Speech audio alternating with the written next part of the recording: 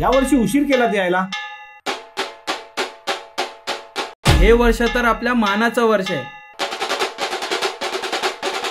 आमच्याही भविष्याची वाट लावा. इतक्या वर्षाची परंपरा मोडीत काढून कसं चालेल? बाबा अहो पण हीच आपली परंपरा. पण बाप्पा किती लहान आहे. तुम्हाला हवी तशी मूर्ती आम्ही तयार करून देऊ. ती घडवण्यामागची श्रद्धा खूप महत्वाची. काय सुंदर मूर्ती आहे हो. आवडली ना साहेब?